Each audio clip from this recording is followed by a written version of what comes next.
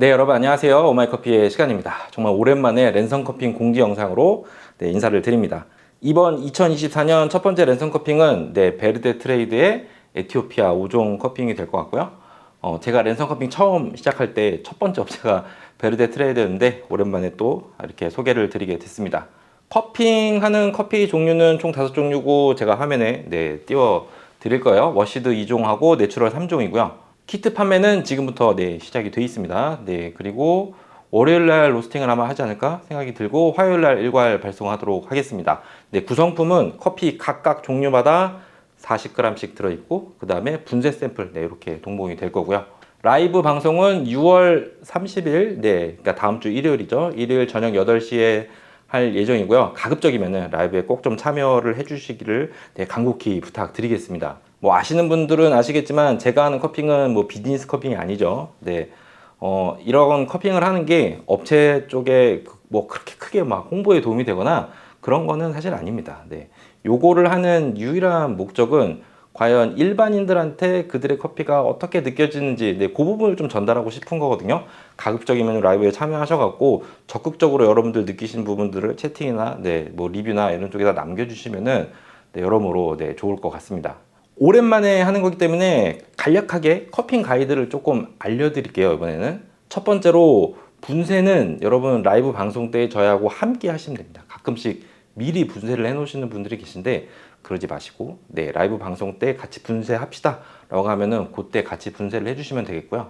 가끔씩 이제 뭐 핸드밀 쓰시는 분들 나는 분쇄하는 속도가 너무 느릴 텐데요 하면서 그 분쇄 시간 동안 거의 약간 웨이트 하듯이 분쇄를 하실 분들도 계실 것 같은데 그러실 필요가 전혀 없습니다. 분쇄를 하고 나면은 각각 하나하나 또 향을 맡아가면서 이야기하는 시간이 있기 때문에 실질적으로 물을 부을 때까지 시간이 꽤 오래 걸리니까요. 그냥 천천히 분쇄를 해주시면 될 것 같습니다. 두 번째, 이 부분도 정말 중요한데 물은 무조건 끓는 물을 그대로 사용을 할 겁니다. 절대로 식히시면 안 되고요. 물 온도가 낮으면 진짜 낭패 보기가 쉽습니다. 요거는 커핑을 정기적으로 하는 어떤 업체들도 많이들 하는 실수거든요. 차라리 뜨거우면 조금 더 기다렸다가 맛을 보면 되는 거니까 절대로 식히지 마시고 끓는 물 바로 사용을 해주세요. 세 번째는 이제 분쇄도인데 제가 분쇄 샘플을 이런 봉투에다가 담아갖고 보내 드릴 거예요. 그 분쇄 샘플하고 최대한 맞춰주시면 되는데 절대로 육안으로만 확인하지 마시고 입자 자체를 손으로 좀 만져가면서 질감도 좀 느껴가면서 분쇄 입자를 좀 맞춰주시면 될 것 같고요. 분쇄 입자 같은 경우에는 저희가 거의 마지노선으로 드립니다. 그러니까 분쇄 샘플보다 더 굵게만 안 하시면은 커핑 하시는 데는 크게 문제가 없을 것 같고요. 그리고 네 번째, 커핑 스푼. 이런 커핑 전용 스푼이 없어도 상관없습니다. 그냥 집에서 쓰시는 밥 숟가락 그냥 그대로 사용하셔도 진행하는데 아무 문제 없고요. 다섯 번째가 커피하고 물의 비율입니다. 이 부분이 가장 큰 문제가 될 것 같은데 일단은 바닥 부분이 넓은 컵, 그러니까 약간 밥 공기 같은 그런 그릇은 사용을 하시면은 안 될 것 같고요. 커피를 5종류 하니까 커핑볼이 최소 5개는 필요를 하겠죠. 커핑을 할 수 있는 컵은 최소한 부피가 150ml는 넘었으면 좋겠습니다. 일단 어떻게 측정을 하면 되냐면은 저울에다가 다 저울은 있으시죠?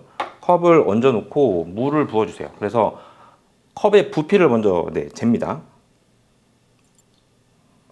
지금 이 컵은 정확하게 200ml 들어가거든요. 그러면은 이 컵의 부피는 200ml구나. 그러면은 200 곱하기 0.055를 하시면 됩니다. 그러면은 11g이 되겠죠. 이 컵은 11g의 커피를 쓰면 되는구나. 이렇게 판단을 하시면 됩니다.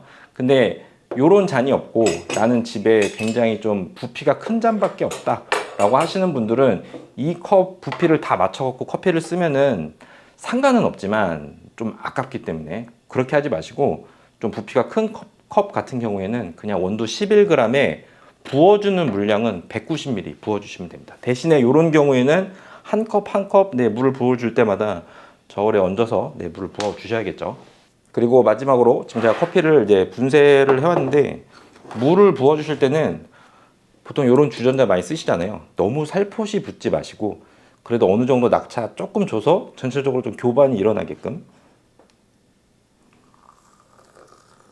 전체적으로 원두가루가 다 물에 젖을 수 있게 네, 그것만 주의해서 물을 부어주시면 될 것 같고요.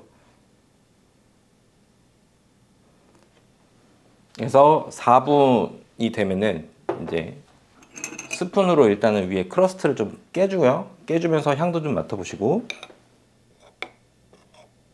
그리고 스푼 2개 이용해서 네, 위에 있는 거품만 걷어내시면 됩니다.